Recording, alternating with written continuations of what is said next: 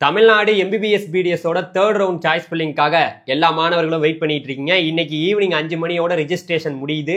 நாளையிலேருந்து choice filling தொடங்குது. October 30ஆம் தேதி, அக்டோபர் 31ஆம் தேதி, நவம்பர் 1ஆம் தேதி 3 நாள் சாய்ஸ் ஃபில்லிங்கு. ரிசல்ட் வந்து நவம்பர் 3ஆம் தேதியும் யார் யாருக்கெல்லாம் சீட் அலாட் ஆகுதோ அந்த மாணவர்கள் நவம்பர் 8ஆம் தேதிக்குள்ள காலேஜில் வந்து ஜாயின் பண்ணணும்னு சொல்லியிருக்காங்க. பல மாணவர்கள் எம்பிபிஎஸ் கிடைக்கலனாலும் பிடிஎஸ் ஆவது எடுத்துடலாம் அப்படிங்கிற ஒரு ஆர்வத்தோட இருக்கீங்க. இங்க சீட் அலாட் ஆனா நீங்க காலேஜ்ல போய் ஜாயின் பண்ண முடியாதுன்னு சொல்ல முடியாது. உங்களுடைய செக்யூரிட்டி டெபாசிட் ஃபைனா போயிடும் நம்ம தமிழ்நாட்டில். அது எல்லாருமே உங்களுக்கு தெரியும் தான்.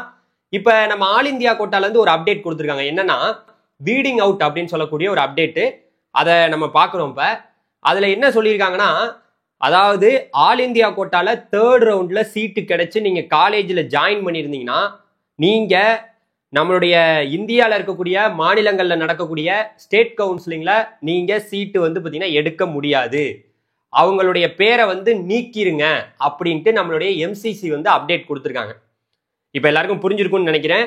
நிறைய மாணவர்கள் நம்ம தமிழ்நாட்டை சேர்ந்த மாணவர்கள் ஆல் இந்தியா கோட்டால கவர்மெண்ட் காலேஜோ டீம்டு யூனிவர்சிட்டியோ ட்ரை பண்ணியிருப்பீங்க. அங்கே உங்களுக்கு தேர்ட் ரவுண்ட்ல சீட் அலாட் ஆகி காலேஜில் ஜாயின் பண்ணியிருந்தீங்கன்னா நீங்க இனி நடக்கக்கூடிய, அதாவது இனிமே நடந்துட்டு இருக்க ஒரு ஸ்டேட்லயும் நடந்துட்டு இருக்கக்கூடிய நம்ம தமிழ்நாட்டில் இப்போ தேர்ட் ரவுண்ட் வச்சுங்களேன், இங்க வந்து நீங்க சீட்டை எடுக்க முடியாது. ஆல் இந்தியா கோட்டால தேர்ட் ரவுண்ட்ல சீட் அலாட் ஆகி காலேஜ் ஜாயின் பண்ணியிருந்தா.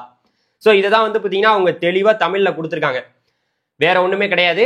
இப்ப நம்ம தமிழ்நாட்டு மாணவர்கள் எதுக்கு வெயிட் பண்ணிட்டு இருக்கோம்? தேர்ட் ரவுண்ட் சாய்ஸ் ஃபில்லிங்காக பயங்கரமா வெயிட் பண்ணிட்டு இருக்கோம். இது வரைக்கும் எந்த ஒரு அப்டேட்டுமே நமக்கு வரல. ஸோ நம்ம வந்து பார்த்தீங்கன்னா டிஎன் மெடிக்கல் செலக்ஷன் வெப்சைட்டை பார்த்துட்டே தான் இருக்கிறோம். ஸோ நமக்கு மேக்சிமம் வந்து பார்த்தீங்கன்னா இந்த வேக்கன்சியோட அப்டேட் வந்து மேபி நமக்கு இன்னைக்கோ இல்லை நாளைக்கோ எப்போ வேணாலும் வரலாம். நாளைக்கு கண்டிப்பாக வந்து நமக்கு வேக்கன்சி கொடுத்தாகணும். நாளையிலேருந்து சாய்ஸ் ஃபில்லிங்கும் ஸ்டார்ட் பண்ண போறீங்க. நீங்கள் தான் சாய்ஸ் ஃபில்லிங் பண்ண போறீங்க. இப்போ எல்லாருக்கும் தெரியுங்க, இங்கே ஃபீஸ் வந்து மிகப்பெரிய ஒரு பிரச்சனைக்கு உள்ளாயிருக்குங்கிறது உங்கள் எல்லாருக்கும் தெரியும். ஸோ ரொம்ப கவனமாக கேட்டுக்கணும். ஃபீஸ் வந்து பார்த்தீங்கன்னா காலேஜுக்கு நீங்கள் அந்த அலாட்மெண்ட் டவுன்லோட் பண்ணையில் ஒரு ஃபீஸை வந்து ஆன்லைனில் பே பண்ணால் கூட நிறைய கல்லூரிகள்ல எக்ஸ்ட்ரா நிறைய ஃபீஸ் வந்து கேட்குறாங்க.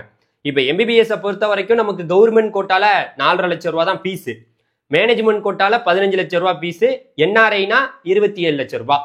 இது வந்து உங்க எல்லாருக்குமே தெரிஞ்ச விஷயம் தான். இது இல்லாம நீங்க காலேஜில் போய் ஜாயின் பண்ணி அங்க போகும்போது உங்களுக்கு எக்ஸ்ட்ரா ஹாஸ்டல் ஃபீஸ் இருக்கு.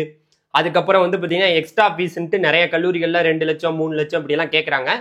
ஸோ அது வந்து மாணவர்கள் ஒரு கல்லூரியிலையும் எந்தெந்த கல்லூரிகளில் ஃபீஸ் வந்து அதிகமாக வாங்குறாங்கிற விஷயத்தெல்லாம் கேட்டுக்கணும். கிட்டத்தட்ட நம்மளுடைய தமிழ்நாட்டில் மட்டும் தேர்ட் ரவுண்ட்ல கிட்டத்தட்ட 600 சீட்டு வந்து பார்த்தீங்கன்னா இன்க்ரீஸ் ஆயிருக்கு. பிரைவேட் காலேஜில், பிரைவேட் யூனிவர்சிட்டி தக்சசீலாலெல்லாம் வந்து ஒரு 50 சீட்டு வந்திருக்கு. ஸோ அதனால நீங்க கவனமா எந்தெந்த கல்லூரிகளில் கூடுதலாக பணம் வாங்குறாங்கிறதெல்லாம் இன்ஃபர்மேஷனாக தெரிஞ்சுக்கிட்டு ஒழுங்கா சாய்ஸ் ஃபில்லிங் பண்ணுங்க. யாருமே தேர்ட் ரவுண்ட்ல சாய்ஸ் ஃபில்லிங் பண்ணிட்டு லாக் பண்ண வேணாம். ஏன்னா ஏதோ ஒரு தப்பு பண்ணிட்டீங்கன்னு வச்சுங்களேன், அங்க நீங்க இப்ப சில மாணவர்கள் 1ஆவது ரவுண்டு 2ஆவது ரவுண்ட்ல காலேஜ் ஜாயின் பண்ணவங்க வேற காலேஜ் மாறுறதுக்கான வாய்ப்பும் இருக்கு.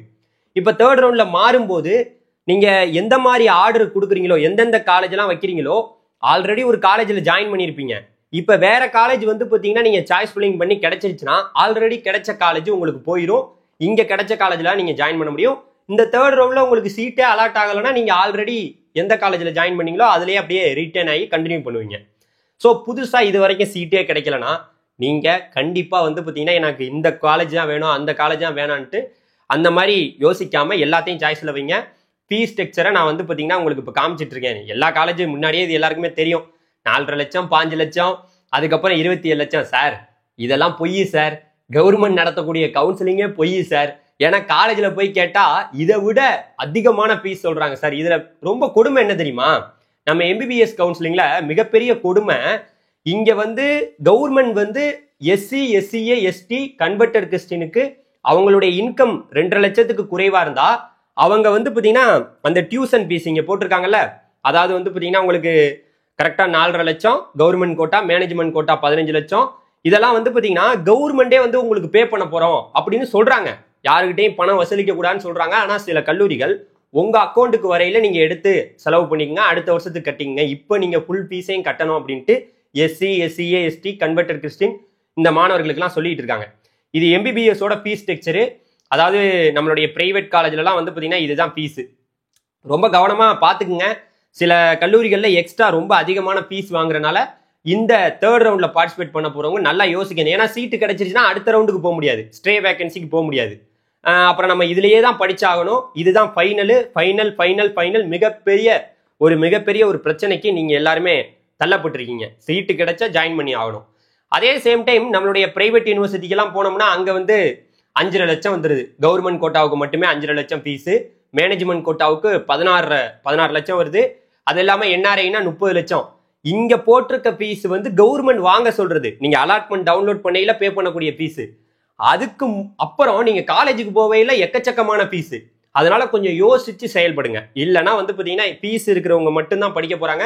அதனால இந்த ரவுண்ட்லயே வந்து பாத்தீங்கன்னா ஃபீஸ் கட்டுறவங்க மட்டும்தான் வரப்போறாங்க. மற்றவங்க யாரும் வர்றதுக்கான வாய்ப்புகள் மிக குறைவு தான்.